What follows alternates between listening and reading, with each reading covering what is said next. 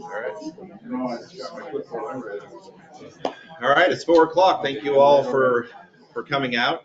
And in addition to you all in the room, we do have some people online. So we have the owl here at the front. Online, they'll be able to see what's on the screen. And as I mentioned before, we'll have a handout at the end of the meeting. A couple of things, just a reminder to silence the phone, including myself. And we'll go ahead and get started. So this is a presentation of the fiscal 25 budget. Our fiscal year runs October through September. And our kind of theme or motto this year is enhancing the member experience and protecting the Stonebridge brand. Those are very important as we build the budget. We have some assumptions, and the last bullet is actually probably one of the most important, is that we build the budget to fulfill the mission and vision of the club. It's a zero-based budget. That means we work from zero up. We have the management team does all of their departmental budgets, and as noted on the screen, that process starts back in June, and then that's reviewed by myself and Donna Pabon, our CFO. And then we go to the Finance Committee. We actually had a 6-hour budget workshop with the Finance Committee, going through all of the different line items. Then after that, it goes on to the board. We had a workshop with the board for about 3.5 hours. And now we're here today on August 8th for this presentation. And then ultimately, it will go to the board on August 23rd for its approval to go into place for the new fiscal year. Every year, it's a balance between what you all pay at the point of sale, meaning what you pay in the golf shop or in the bistro, and what you pay with dues. We're about almost 2/3 dues versus point of sale. So that means, and that's very much an industry standard. So that means that when you enjoy the golf course or the bistro or the pool or any amenity, most of that expense is being covered through the dues. And then you have your portion that you're paying through the point of sale. So that's something we have to look at every year. As costs go up, we look at what the prices are. So obviously with food, we can adjust those prices throughout the year. But when it comes to something like the golf fees, that's something that we adjust once a year as part of the fiscal budget. And we'll talk about that more. So this is our first normal year in about 5 years, maybe even longer if you take into account a couple of hurricanes that happened. We've had 2 fiscal years that were impacted by obviously the renovations that had an impact operationally. Of course, we had COVID. We had a couple of fiscal years that were affected when we switched over the bulk services. Remember, we went from Comcast to Hotwire, and hurricanes, unfortunately. The big topic this year, as you all know, has been the non-resident memberships. So we actually ran 2 budget scenarios, one with the non-resident memberships included and one with them excluded, meaning we'd have no non-resident memberships. We've assumed in the budget the same number of non-resident memberships. So that's currently at 82 total non-resident memberships. We assume the same number of non-resident memberships. And when we look at their dues, the proposed dues, plus their net spending, net of the adjustable cost, comes out to a little over $500,000. So per unit, per owner, to the bottom line, that's about $650 to $651 per unit in a reduction in the total cost of ownership. And we'll talk about that a little bit more too. So the significant budgetary impacts in 25, as I said, we finally have a full year of operations. The impacts that we have on this budget, which we'll go into some detail, are the capital reserves, the F&B service charge, the labor market, that's still a challenge, and insurance costs that I know that we're all dealing with. So capital reserves, this is the biggest increase when we look at any line item within the budget this year. The capital reserves have an increase of $795. Okay, that's the capital reserve assessment number that you all see. Included in the capital reserves are our leases. So that includes a golf maintenance lease and golf carts. We have a new golf cart fleet coming in this fall. Obviously, that is more than it was on the last renewal. The golf maintenance equipment has gone up considerably. The last golf golf course maintenance package was in 2019, and that same equipment package plus just one mower has gone up 77%. So the increases on leases has been substantial. Another impact to the capital reserve assessment is the Drew Isaac study. This is a company that comes in and does a study of all of our existing assets. So obviously they came in after the renovation to look at all of the additional assets. We had some added, obviously with the bistro. We had some removed too. We removed all of the wooden bulkheads. The bigger impact with the Drew Isaac study was the fact that we hadn't done that study in 3 years because of the renovations. The last 3 years we had impacts because of the renovations. So that new study also includes inflation that occurred over the last 3 years. And obviously inflation has been extreme over the last few years. Now, with that increase being what it is on the capital reserves, the finance committee and ultimately the board discussed taking that fee to a quarterly fee versus annual. And I just got a thumbs up from Mr. Hull because he brings this up at every budget meeting every year. Thank you, Mr. Hull. So now all of the fees will be quarterly. The capital assessment fee was the only fee that was previously only annual and billed in the first quarter. So now everything will go to a quarterly fee. The other item that had an increase, as I mentioned, was the F&B service charge. We've projected that to go from $750 per year per unit to $900. That is a 20% increase. That goes directly to the service staff that waits on you in the different dining venues. We've projected in this budget for that to go, for the F&B revenues to go up 16%. So that 20% increase is covering that additional labor as well as adjusting compensation. Again, most of their compensation comes from the service charge. So as the last bullet says, in addition to the service charge, we've increased the base wage from $7 an hour to $8 an hour for the service team. That's what comes out of the food and beverage budget. And then that's supplemented by the service charge to get to their prevailing wage. I'll take questions at the end. Can I ask a question at the end, you said? Sure, yeah, we'll have Q&A at the end. Another big impact is the labor market. So total payroll includes adjustments that had to be made during fiscal 24 to remain competitive. It includes a 3% merit increase for 25. That's by department.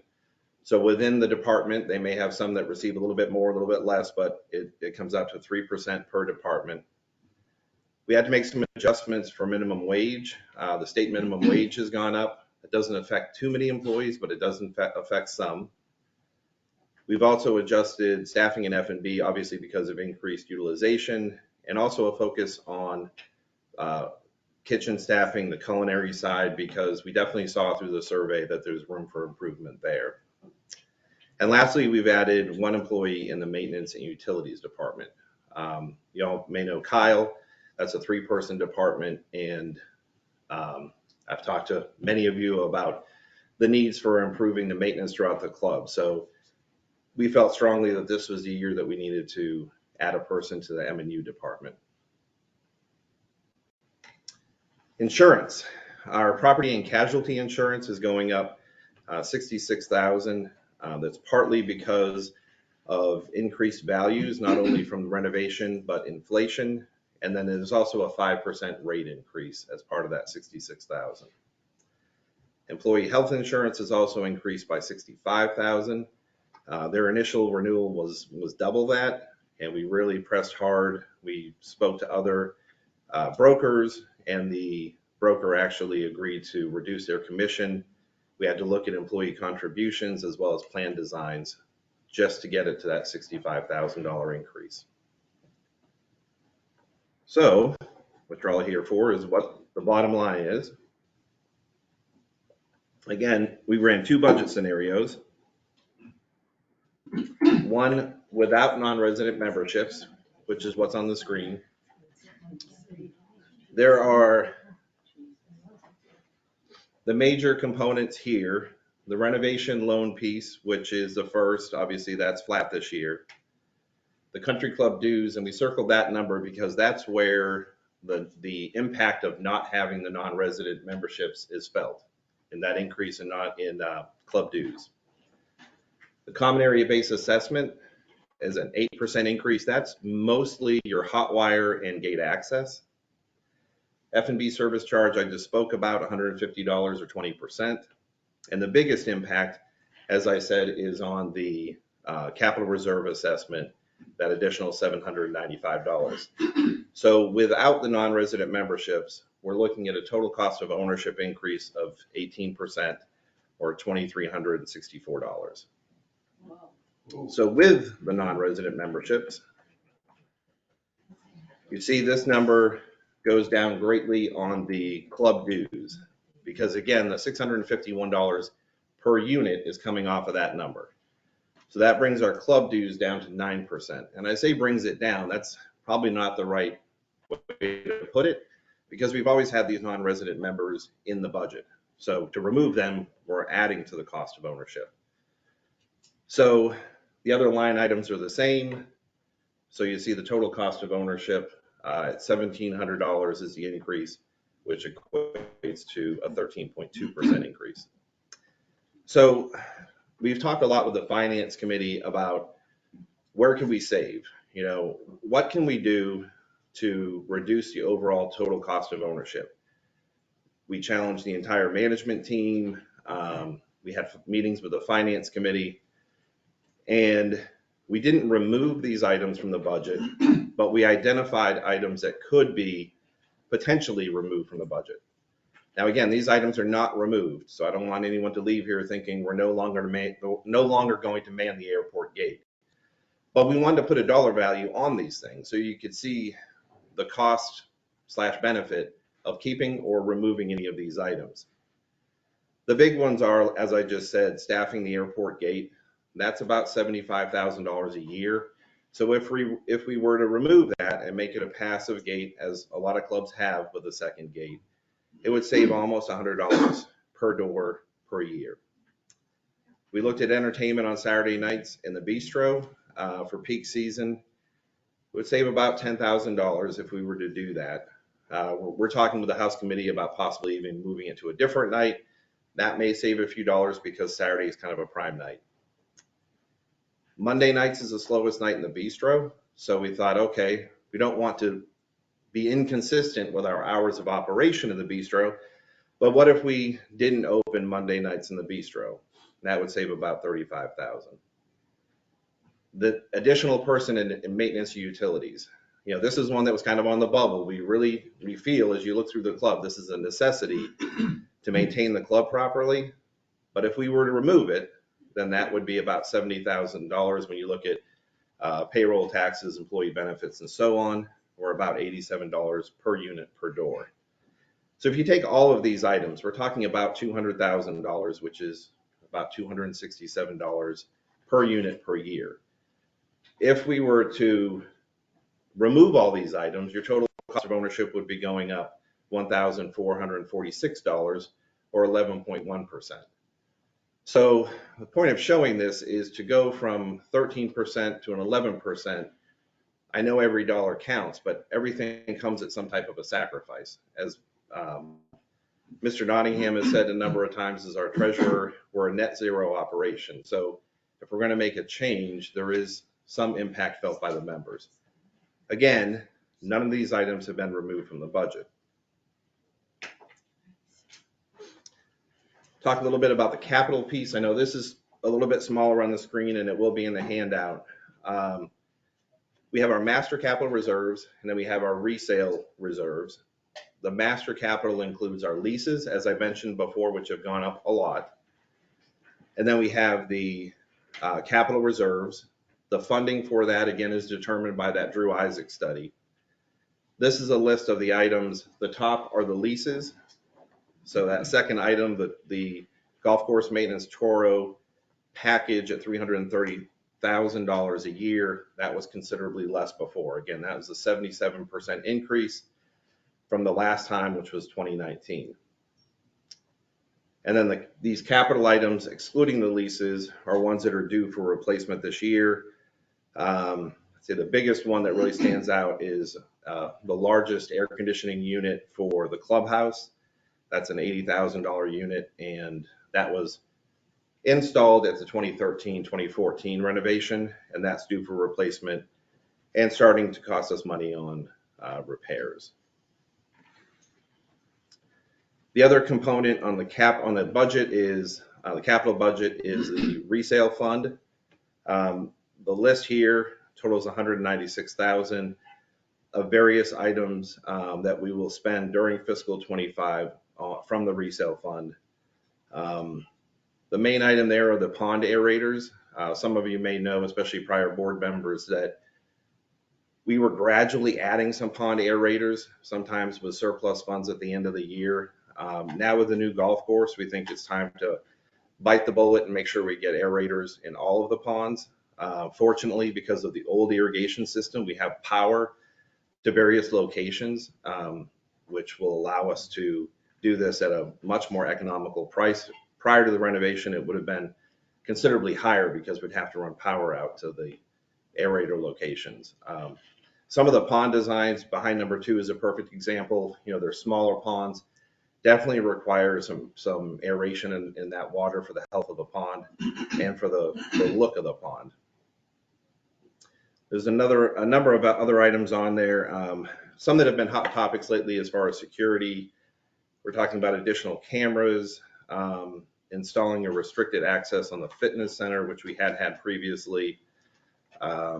We've heard a lot about not having enough shade at the pool. The prior pool had that shade structure, so we have some money to do some type of a shade structure similar to what we had before. There's some landscaping and things like that in there as well. Another one that we do hear about quite a bit with the bistro is as you walk into the bistro from the parking lot by the dumpster area there, it's not exactly attractive. So putting up some taller solid fencing to kind of seal off more of that receiving area. Bistro heaters. The bistro was built with the intent for future heaters. Outside undercover, it was wired to where we could add heaters. And we definitely found this past season that we were burning through a whole lot of propane with those portable heaters. So at a cost of $18,000, this would put permanent heaters in undercover. We'd still have to have heaters outside, but would help mitigate some of that cost. So this next slide, I always get questions about how we compare to kind of our peer set of bundled clubs. And I anonymize these, but I can tell you in the mix is Vanderbilt, Vasari, Naples Lakes, and I believe the fourth was Worthington. This shows their total cost of ownership and where Stonebridge is in the mix. So on the far right-hand side, you can see total cost of ownership. This is for fiscal 24 because most of these clubs have a January 1 budget cycle. So they don't have their 25 numbers yet. But based on my conversations with those GMs, they're looking at substantial increases just like we are. So we'll run this analysis again next year. But as you can see, we're kind of right in the middle of the pack there, so to speak.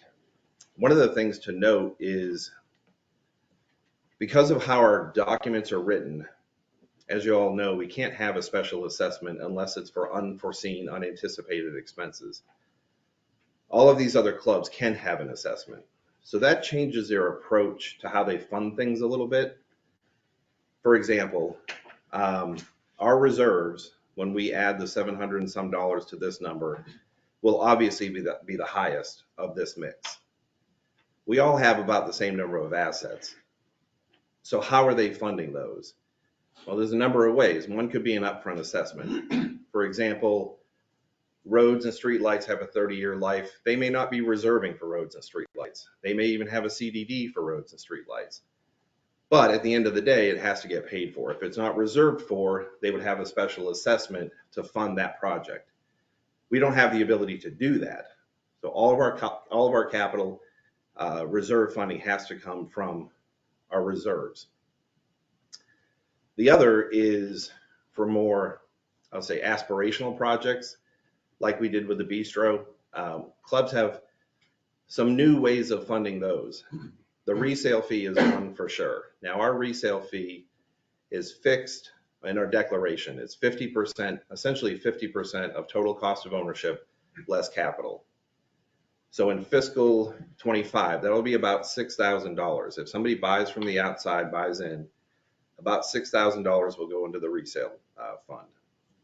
Other clubs are increasing that amount. I'd say the norm after next year is going to be about 15,000. We do not have anywhere from 10 to 15, and most are trying to get to the 15 number. Keep in mind, a private club, mostly you're on a wait list at this point, and they've all increased their initiation fees, double, triple. Bundle clubs haven't, so this is where some of the bundle clubs are now starting to take a real hard look at that resale fee, not as an initiation fee, but increasing that, because that new buyer should be helping to fund what you all have already paid for or will be paying for through a loan. Vanderbilt had a really interesting approach. They have a loan right now for some work they're doing. And when I talked to the GM, I said, you don't show that you have a loan payment. And he said, well, the owners aren't paying it back. We're using future resale fees to pay it back. And that's one of the clubs that's, getting their resale fee up there. Now, again, ours is fixed to the declaration, so it's not something the board can just amend and change. This would have to go to a member vote, and 2/3 of you all would have to vote in favor of it. But the trend is definitely with bundle clubs increasing those resale fees so that the buyer coming in has more skin in the game, is paying towards those capital improvements that you all have already paid into.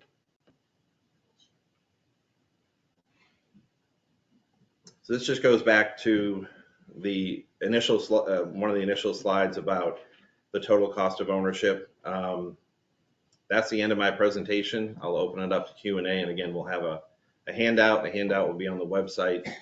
In fact, the voice is going out shortly, and we'll send it out with the voice. May we have the handout before the Q&A? Sure, we can pass it out. Any questions for me? Well, if the finance committee or the board considers this annual membership again, I think many of us would be willing to accept summer members, but are kind of turned off by the annual membership. But if that were to happen, are you going to at least double what these people are paying? And secondly, double it and make it non-refundable. As Cypress Woods has done, it's non-refundable. You move, too bad, you lose it. Otherwise, paying $500 or $600 a month to me does nothing for the budget. I mean, that can be piddled away in nothing. Yeah, I'll kind of repeat the question for everyone online. The question was specifically about the non-resident memberships and the dues that they pay. We looked at every non-resident membership category. The annual membership category in the budget had a proposed increase of 50%. The summer membership, I think, was near that amount. And if we allowed extended summer, that percentage was up considerably. I think it was 67% higher. One of the things I should have mentioned earlier is the board is actually going to be appointing an ad hoc committee to really talk about all aspects of non-resident memberships, from rules and regs. I mean, we verified with our attorney that we can have separate rules and regs for the non-resident memberships, which could include different guest policies. I think I could openly say it would definitely include a different policy when it comes to children. Our owners, if you own here and you have a child living at home under, I think it's 23 or 24, they're a member. Well, in the past, we had followed suit with the non-resident memberships. It was the same kind of classification.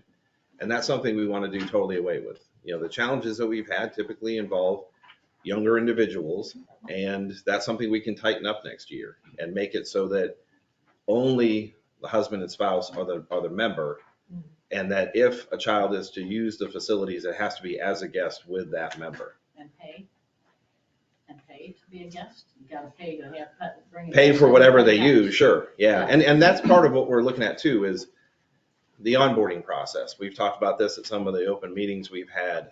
We need to look at how the vetting process works, how the onboarding works, the rules and regs, tightening up the language that they sign off on. I mean, the point you made about non-refundable, now we've taken, you all know that we've revoked one of the memberships and we have not refunded, but we need to make sure that the documents that they sign, are tight to ensure that everything is non-refundable. If they paid at the end of the month, Tim, if they paid monthly, well, the end of the month was here when that happened, so we didn't know anything.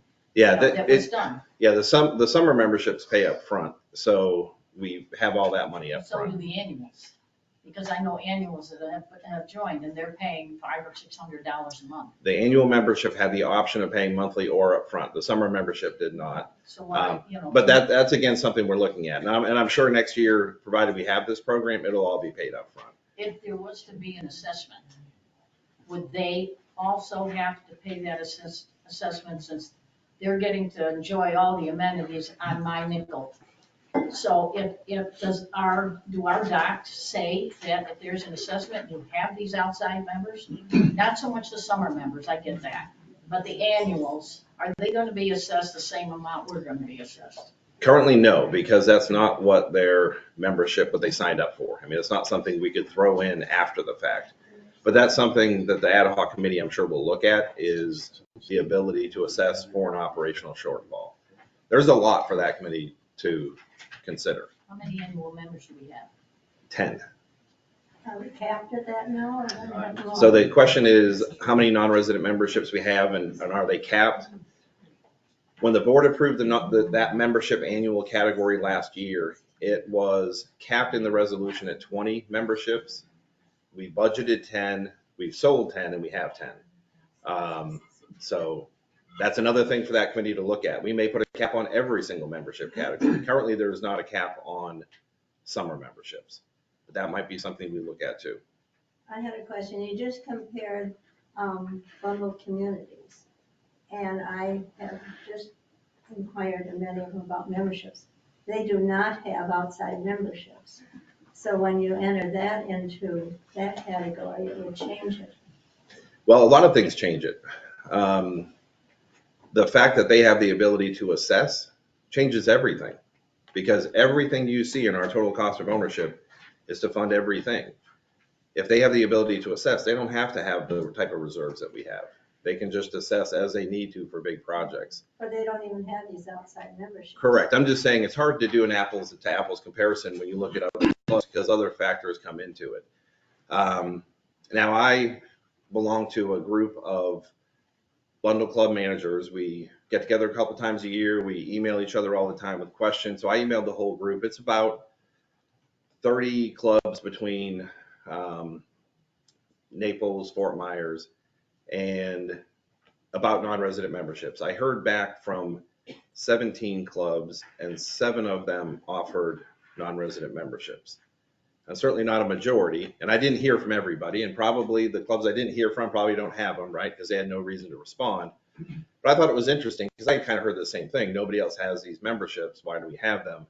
What was surprising to me is some of them even have golf in season for non-resident memberships, which just seems insane because the whole idea with non-resident memberships is it doesn't take anything away from you all, right? And that's why they can't golf in peak season. So, they have different rules and different things like that I'm sure the ad hoc committee will be looking into. Talking about peak season, one of my thoughts was November, we now have the men's invitational, the ladies invitational, and we're offering this to outside members for November. So we have a busy season coming up. Like in Manchester, most of the residents are back by November too. Yeah. So they want the club to use. They don't really want to be sharing it. Yeah. So the question was about the extended summer memberships or Yeah. annuals that have Why do we access to golf in extend the it so fall. long? They have access to golf in November and December. And the reason why we've always kept that as a separate extension is because we want the ability to drop that if we needed to. We haven't seen yet the impact that those memberships are having on the owners of the club. If we got to that point, we would not have them in the fall. Certainly wouldn't. And that's the whole reason why we don't have golf in peak season. And of the summer members, I think there's 15 or 16 that extended this year. So it's not a huge number of individuals. And keep in mind, you all can book through Chelsea, they cannot. So they cannot book a tee time until you all have had a shot at it. Mr. O'Flaherty? Tim, could you clarify this $520,000 number? I'm a little, I don't quite get it. The total number, you say summer membership, non-resident, how many beyond the 799, how many people do we allow in here? And how does that relate to the 520? How did you come to that number? So the question is about the number of non-resident memberships outside of the. You said at the previous board meeting it was 375. Correct. Yeah, that's a good point. Let me clarify that. So as I said earlier, it's the same number of non-resident memberships as we have now, which is a total of 82. So budgeted next year is 82. Currently, we have 82. The difference of going from 375 per door as a credit to the bottom line to the 651 is two things. One, their dues. When I came up with the number of 375, that was based on this year fiscal 24 dues. It was also based on prior spending. So we didn't have summer members in 22, so I had to go back to 21 and look at what the spending habits were. We're definitely seeing, as you all have seen, non-resident memberships using the bistro more. I think when we think back to it should have been 22. When I think back to 22, most of the people that joined as summer members joined for the golf. I'd say a very vast majority. They weren't coming up to dine a whole lot. They may have stopped. Now again, back then, the bistro wasn't open in the summer, so it was a grill room. We weren't seeing a whole lot of lunch traffic, maybe come to the bar for a drink after, but not a whole lot of F&B usage prior. So now we're seeing a different mix. Now that they have more skin in the game, meaning they're paying more in dues in fiscal 24, they seem to be utilizing the club more as far as number of golf rounds and guest rounds, but that was another thing we're looking at. So not only in fiscal 25 is it their dues going up considerably, again, anywhere, some are 50%, 67% higher, it's also their spending. So just so I clarify in my mind, the 521, that's the 799 of us are the regular members. We only have 80 other members of different categories. Correct, 82. And those 80 people represent a 521 spend? Yes, between their dues and spending. Thank you. And then, and again, the 375 that I had on May 1st, the new summer members weren't here yet. So I'm basing on history. Now I have actual spend data for this year. Tim, your 375 at the board meeting was an estimate, I understand. I just have a quick question. When I look at the net F&B operations, we have a projected deficit of $1.1 million.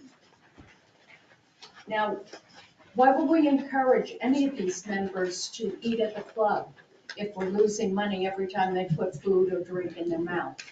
I'm glad you brought that up. I'm glad you brought that up. Look, the comment was from Mrs. White was F&B runs at a subsidy, so why are we encouraging non-residents members to use the club? And that would further just increase the subsidy. A couple of factors there. We're already open for you all. We're not opening for them. We wouldn't open just for them. We're already open for you. So a lot of our fixed cost is already going to be covered because we're open for you. So if we can get another couple of tables, it's not going to increase our staffing levels. I mean, if we had a number of more, covers, we'd have to add a server, but for the most part, the kitchen staff is there. Servers, would fluctuate a little bit. So most of the fixed cost is already covered. So the other side of them using the facility, and again, they're using it more than they had in the past, is it could potentially help us the other way and help justify us being open as much as we are in the summer. And I know it doesn't compare to in season because we're open 7 days and nights a week in season, oftentimes in 2 locations.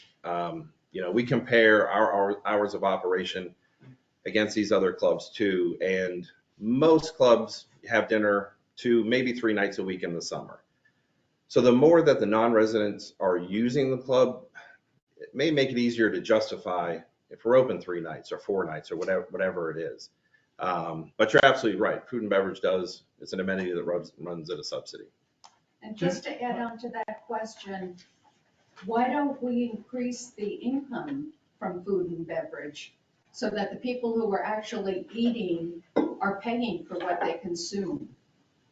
Why do we need to have a deficit for food and beverage? Well, Wouldn't that be an easy fix to being able to have a budget that pays for what we're doing instead of building in a deficit in your budget? well, you say a deficit, the subsidy is built into every department. Every department is subsidized by the dues. And as I said earlier, it's only about a third of the revenue that comes through the club that is at the point of sale. About two-thirds of it is from the dues, which support all the amenities. While we can have separate rules for non-resident memberships, I don't think we're going to have a separate menu for them. And at some point, we would also be pricing ourselves out. I mean, if we wanted to price a hamburger for what it costs to net zero instead of having a subsidy, y'all wouldn't eat here. I mean, a burger is going to cost you $28. That's kind of my point. On your point to this, my fellow member's question about the 1,100,000 subsidy, that's after the service charge, am I correct? Yes, the service charge is not part of that. Really at $2 million, Well, but the service charge is also just for wages. is for wages, but in lieu of gratuity too, and that's where it does get, it's a little tough to compare apples to apples because of that, because other clubs are charging 18% at point of sale on top of, right? Whereas that's built into the service charge. But when we look at this at the 1.147, it's actually $2 million if you take this service charge. Well, That's where it goes. but you're not paying 20% at point of sale. So for example, what RSM does, our auditor, to get more of an apples to apples comparison, they add it back in, just like you're saying, they add the service charge to it, but then they take your total sales times 20%, because that's a typical gratuity service charge at point of sale, and they reduce that 20%. That gets you to an apples to apples against what another club charges. Yes, ma'am. Hi. I know that, looking at ways to sort of save some money and whatever, have there ever been a time, and I know that the biggest problem for a lot of clubs are, maintaining staff, staff service for bistro and dining and this and that, or any area, I guess. Has there been any need to say, hey, this is a year where maybe we really need to look and where can we cut some fat? Like how many people are actually needed in the golf shop? How many managers are needed on the floor of the bistro to ensure that we don't have 5 people like normal servers with their elbows up waiting to wait on someone when they could maybe see, let me see if they need water, let me see about this. Has there been, or like doing away with someone at the airport gate or office staff, how many people do we need up front to answer the phone? Has anything, and managers looked at their areas where they could reduce some positions? Sure. So the question was about payroll, reducing payroll, where we could save. That is something we look at on every budget cycle. And we're trying to get creative. And this year, and please bear with us because getting creative comes at some type of expense. A perfect example is Amy and Caitlin recently left. They relocated to the Orlando area. In lieu of replacing the two positions, we brought in Shelley Justice, a new hire in Amy's position. And what we're trying for this season is to absorb all of Caitlin's full-time duties into the existing staff. Joe's taken on the H-2B paperwork, and I can tell you, how many emails a day is it a day, Joe? I mean, it's probably, this time of year, it's a ton of work for the following season. We're not afraid of doing work, but at some point, we don't want to jeopardize the member experience. In the front office, we've had two individuals helping, and right now, we're keeping one position open. It's a challenge because as we've shifted roles and duties, I used to have an executive assistant. I don't have that anymore. My executive assistant used to take care of the ARC and the CSC. When I eliminated that position, who's going to absorb ARC and CSC? The front desk did. But then for one person, that's a lot on the phone. So we're always looking at it and trying to save where we can. Food and beverage is the hardest one. And Joe and I talk about this all the time because you have to staff to be able to take care of the members. For those of you that have been here as long as I have, you can remember when I used to stand at the podium, I was the busser, the food runner, the maitre d', and I also picked up the excess tables. You know, we had 2 servers on the floor, and anything that went over 10 tables was my station. So God forbid we had 20 tables, you got Tim, and a lot of Tim. So, but that's a different operation back then. I mean, back then we were open one night a week. I mean, it was a much smaller operation. Prior to the 2013 renovation, we were doing 800, 900,000 a year in food and beverage dollars in volume. After the renovation, back then it doubled. It went to 1.6 million. You know, and now we're looking at 2.8 million next year. So it's a different animal, and it does require a little bit more layers of management. And the other thing we're challenged with, and it's a challenge, is work-life balance. I mean, I grew up in food and beverage. I'm used to working 80, 90 hours a week. That's how I learned. And that's not the expectation of team members coming on these days. You know, people want a work-life balance. At the same time, we have to have coverage. And we've talked about non-resident memberships. And as long as a bistro is open, we need to have a supervisor or a manager on duty to be accountable for those operations. And when you're open for lunch and dinner every day in season in the second location, it is more staff than we did have, 10 plus years ago. But we look at it very closely to make sure that it's the appropriate staffing level, again, to protect the Stonebridge brand and enhance the member experience. Mr. Graziano? This is fun being on this side. I can understand subsidizing golf. I can understand subsidizing F&B. I can grudgingly understand subsidizing tennis. Why do we subsidize single-family lot maintenance? Good question. So single-family lot maintenance actually isn't subsidized. It's a pass-through from another line item. So what we collect is what's spent.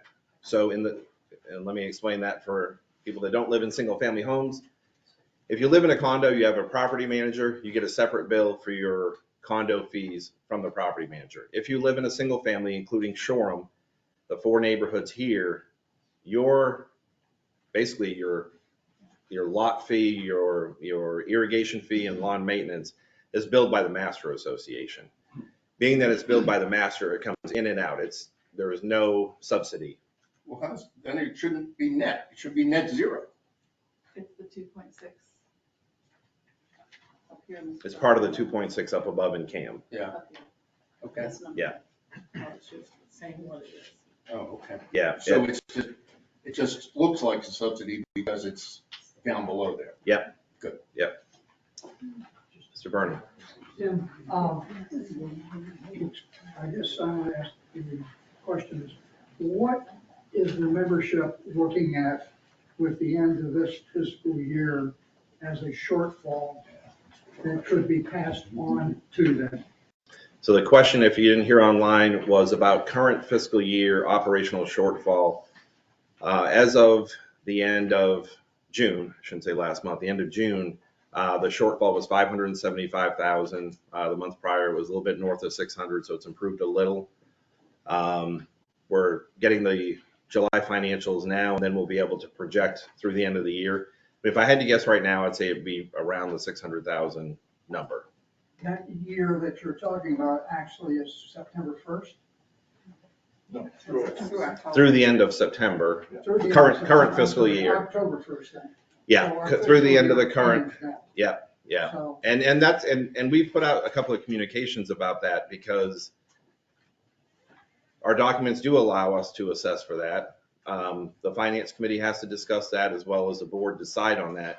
You know, we also have the risk mitigation fund, but if it were to be fully assessed, it wouldn't be until the fiscal year books are closed. And that's why I've communicated it a couple of times, because you probably won't see that assessment, which would be about $700 to $750 per door, until probably the second or even into the third quarter of fiscal year 25. So we'll continue to remind everyone of that. Just I would recommend that you remind it constantly. okay. That's that. Okay, I appreciate that. This is Ken. Is all of this increase, is it all due to the fact that we didn't open everything on time? I mean, would it be this great, this increase be this great, have the golf course been done? I mean, you think about it now with all the rain, if we had done it this year, we'd never get open. And, you know, the bistro, would the increase be the same if we'd opened on time? Yes. So the question is, would this increase in fiscal 25 be the same if the golf course opened on time? But the golf course and the bistro opening on time affected fiscal year 24. It does not impact 25. Yeah, but we're going in with a budget deficit, so that Well, has to be made up somehow. I mean, you can't just keep every month, we're gonna have 6,000, 600, 575, 600,000 every month. Yeah, and the good thing about, again, this is our first kind of normal full year of operations, going back to at least 2019, is that now we've reset the bar. You know, the reserves is by far the biggest increase. And, you know, we looked at options of saying, okay, instead of having it increase that much, what if we increase just 10% a year, year over year? We're always going to be chasing the tail of that. I don't know that we would ever catch up. Especially on capital, the right thing to do is to bite the bullet and have that adjustment. But going forward, the Drew Isaac study, if we were not to change any of our assets and we didn't have crazy inflation, would call for a 3 to 5% increase year over year. So this isn't a type of change that we're going to see consistently going forward. Same thing operationally. Now with this budget, we're fully open for an entire year, whereas the last couple of years we were not. You talked about a couple of times in some of your managers, messages that you sent out. You talked about bonuses and that you were going to not have the bonuses one time because of everything that was going on. What bonuses are you talking about? You kept saying bonuses, we're not going to do it right now because of the way the budget is. Well, if everybody's getting a 3% in management, I'm talking about staff and all, and a 3% raise it every year, why are our bonuses going out? So the question is about bonuses not being paid out? Yeah, I'm just wondering, why would you pay them out when we're in the situation we are now? And people are automatically gonna get a 3% raise. Why would bonuses be given out? I don't recall ever bringing up bonuses. Yeah, there was a couple of your messages out there that said these bonuses have been delayed. I'm like, what bonuses are we talking about? We did a bonus in early part of May. That was optional for the members to contribute to for the hourly employees. Some members came to me and they felt pretty bad, especially for the H-2B employees, because we brought them back expecting the bistro was going to be open earlier, and they weren't making the wages that they had anticipated. We're contractually obligated to give them X amount of hours, but they typically make some overtime and do better. So members had asked about that. So we did a volunteer donation that members could donate into, and that was divided equally amongst all hourly employees. That may have been what you're thinking when it comes to a bonus. Yes, sir. I know you had your hand up a couple of times. Sorry. That's okay. The Drew Isaac study you mentioned, is that available to all the members? Sure. Yeah, it's a record of the association. I'd be glad to give you a copy of it. Yeah. It goes through the whole infrastructure, I'm assuming. Everything. So the question is about that Drew Isaac study. It has every asset over $2,500. So it's a solid 50 pages of information. And it was particularly important this year because of all the change in assets. I mean, they take pictures of everything, they record everything, its useful life, replacement cost. And the replacement cost is really the killer this year because from just a few years ago, replacement cost of anything, an AC unit, a mower, has gone up considerably, even more than inflation. If you just want to see Donna after, she could help you out with that. Tim, again, a question. I know that we're on a specified interest rate situation. I will call to it because when it first came out, I said, what the hell is this? And I was a mortgage lender for years. What is our interest rate currently on our loans? It's a flexible, as I am, so a variable. So the question is about the interest rate on the loans. It's not flexible. So the swap program actually locks in the rate. Somebody else takes the risk of it going up and down. So the vig is on them as to whether they make, how much money they make on it. So it is fixed at 4.5 and just under 5. And it will be that way until the end of the 12 years or 11 years. That's only in one portion, correct? The what? That's only in a portion of it. Well, there was 2 loans. One is for 11,000, one's for 3,000. We wish. You pay that off today. One was for 11 million, one was for 3 million. The 11 million, thanks to the due diligence of Dave Harper and Howard Nottingham and their work years ago now, that was locked in at the 4.5, right, within a couple of basis points of 4.5. And the additional 3 million was locked in a little bit later, and that was just a hair under 5%. Any other questions? Yes, Mrs. Mayor. You referred to a new person moving in, amount they pay, you can't only have 50% of it. That seems to be a good area to look at for better income. How, you said 2/3 vote we have to change it? Yeah, so the question is about that resale fee. Maybe we should go after looking into this deeper. We definitely are. So the question was about the resale fee, and yes, it takes 2/3 of the owners to vote in favor. So that means if you don't vote, it's a no vote. So 67% of all doors have to vote in favor in order to amend that. And we amended that some years ago. Those of you that have been here know that fee used to be 25% of cost of ownership less capital. And we went to a membership vote and said, well, let's give the board the discretion to set the amount, which is what most clubs have. And that failed. So then we came back and said, well, instead of 25%, let's go 50%. And that didn't pass. So then we said, well, let's go 50%, but if you move internally, it's 10%. So I think that was a motivating factor to finally get it passed at the 50%. But I think we know a lot more now too. And I think we see what other clubs are doing. And I think there's a better story to tell to support why that resale fee should go up. And we're talking to other clubs into how they structure that, whether it's percentage based, whether it's board discretion, and even whether it's based on the sale price of the unit. Because I've heard that too, where, if I'm selling a Carrington unit, a larger amount is going to have more of an adverse effect than if I'm selling, say, a Manchester unit. So there'll be more on that. A lot of communication coming out about that in the future. Yeah, I think that's a good place to look for revenue. For sure. I mean, we're always going to have capital needs, whether they're replacement or aspirational. So why not have the next buyer coming in, foot the bill for part of that, a bigger part of that? Yes, ma'am. Quick question.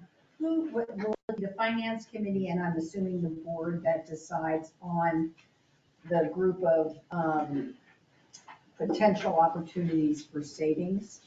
Well, we've already run that through the finance committee and the board, and our recommendation is not to remove those. The finance committee agreed with that, and during the board workshop, the board agreed with that. So those items have not been removed from the budget. Those items are included in your total cost of ownership, not removing them. Ultimately, the board has to approve the budget, and they still have a couple of weeks before that happens. So unless something changes, we would not be removing those items. So looking at this, you put this on here to tease us that we could have saved ourselves 200 and some $1,000, but actually, Well, and that's not not on the table. not as a teaser, that we put it on there. It's just to show everything comes at an expense, and if we want to adjust hours of operation, there are ways of saving money, but does that take away from the member experience? And I think it does. And we're trying things, like I said, with some of these labor changes and absorbing responsibilities with other individuals. We just want to make sure it doesn't sacrifice for the membership experience. Mr. O'Flaherty. Tim, I must say I'm shocked at the amount of the volume, of how high the increase is. But I want to bring you back. I was at the board meeting in January, and it was announced at that time the deficit was 524,000, I believe. And you said at that time, as did the finance committee, that we would work to try and reduce that amount the remaining of the fiscal year. But if I understood you correctly, that 520 has grown to 600.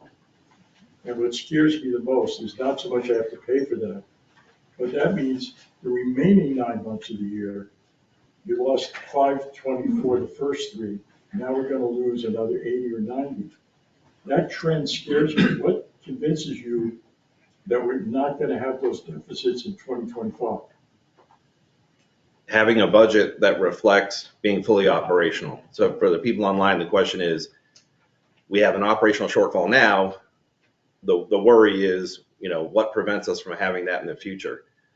The big impact on this year's operational budget was the renovation delay. And I don't recall the exact number, but let's say it's 520 back in January. That's when we were still being told by the general contractor that we're going to be able to get open, and at that point it was probably by the end of January, middle of February, and then it's the end of February. So we were still having negative financial impacts on our operations because of the renovation. This budget is built on 12 months of being fully operational.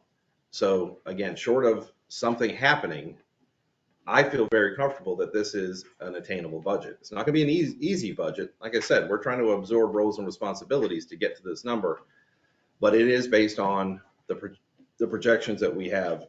We joke about, Joe does these spreadsheets for the finance committee and the board that just gets into every level of detail for food and beverage. I mean, from how many meal periods, how many covers we're going to serve, what the check average is going to be, how many servers it takes, not for the year, for every day to come up with what it is for the year. So I'm very comfortable with this budget. It's not going to be easily attained, but it's a full year of full operations. And I'm ecstatic that we're finally there, because it was pre-COVID before we were in a position to even have comparable numbers.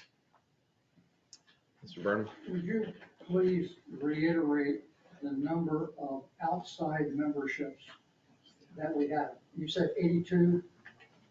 Now that's all categories, or is that 82 of a certain? So Mr. Burnham's question was to clarify the number of non-resident memberships, and I had said 82. So that's across all categories. A majority of the 82 are summer members. There are some social, I think it's 15 or 17 social members. And like I said, there's 10 annual members. So a majority are summer members. What your projection is that they generate $500,000 in revenue? Between dues and spending. Correct. Yes, sir. Hi, Tim. I'm Chris Hughes, by the way. Don't know me. I just want to make a comment generally. I know, I forget who you are. A little bit on what he's saying. I spend a lot of time at the pool. I spend a lot of time at the gym every morning, except Saturdays and Sundays. It's great to have that $520,000, I think. My biggest observation is there are as many unruly grandkids and nieces and nephews that are just coming in. The grandma or grandpa are saying, come down, enjoy it. We got these beautiful facilities. And then they get in the door and they say, go ahead to the pool. I think you need to be told what some of the rules in any venue that we have here are. I think the non-members is one thing. Yeah. But also us guys here. I walked in the gym yesterday at 3 o'clock afternoon as a 13-year-old kid, fussing around on one of those pieces of apparatus. I said, what are you doing? Oh, I'm visiting my grandmother. And I've met some really, really nice non-residents people here that are quite nice. But I really think, and I know you guys try to do the job, but it's, again, it's supervision. If somebody's acting up, somebody's gotta be out there. Even just say, I just yell at a kid, didn't yell at him, I just point out. He's pulling on a string that's on, those two umbrellas that are on the pool, inside the pool. He's pulling on the thing, pulling it. I said, hey guys, don't pull on that, you're gonna break it. And some mother kind of looked over at me and said, I'll take care of that. But will she? And the thing was bent over like this. I said, dude, what are you thinking? Yeah, so. You know what they did? They broke it, run the other way. I didn't do it. I don't know. They break it. Anyway. I agree. So, Somehow we yeah, gotta get somebody out there. Absolutely. And it even could be, it could even be Barney Fife with a gun with no damn bullets in it. Walking around saying, get out of the pool. When we were little, and we were in the pool, and that guy, that lifeguard blew that whistle, what did everybody do? Is it me? Is it I? And you froze, and you, but I gotta watch the rules. Maybe we need somebody out there with the, Joe, you wanna get out there with a whistle? So, and if, That's my point. yeah, you probably picked up on the microphone, but if not, I think you have a good point. The point is, it's not just rules enforcement for non-resident memberships, it's for everybody. So if you have kids, grandkids visiting, and I've said a number of times, I think a number of things have happened, and I think immediately sometimes people go to, it must be a summer member. And I've investigated some of these, we've talked about it, and a lot of times it isn't. Now, sometimes it is, and we had to deal with one recently, and we dealt with it accordingly. The good thing about a non-resident membership is we can revoke it. We can't revoke your home ownership. You can suspend us. You can suspend, and I think that's probably something we need to do a better job of. We're actually talking with the House and Member Services Committee about, we're talking about non-resident membership onboarding, but we're also talking about owner onboarding and how we could have a better transition for people that are buying into Stonebridge, not just about the rules, but being felt welcomed by their neighborhood and things like that. So Mary and House and Member Services are working on that as well. That's a good point. Tim, do we have a dress code in this club? We do. We do have a dress I don't code. think so. I mean, I'm sure that man is happy to go. Have you watched the Olympics? But I mean, you know what, a friend of mine was sent home, he was very nice, but he didn't have a collar on. And yet I see some pretty awful things here. Yeah, so the comment was about dress code in the dining room. I'll say this, the dress code is when we're open for dining. You may see somebody coming in dropping off a bill or something like that, but the dining room staff should be watching for dress code violations up in the dining room. The bistro is the bigger challenge because of the dress code changes just by walking undercover. And we've actually have some signage that's coming in to try to help with that. And that's something we've asked the staff to continue to watch down there. Have I exhausted you all? No. Thank you. Thank you. All right. Thank you all. We'll have a video online and the handout will be sent out with the voice. Thanks for coming out. Yeah.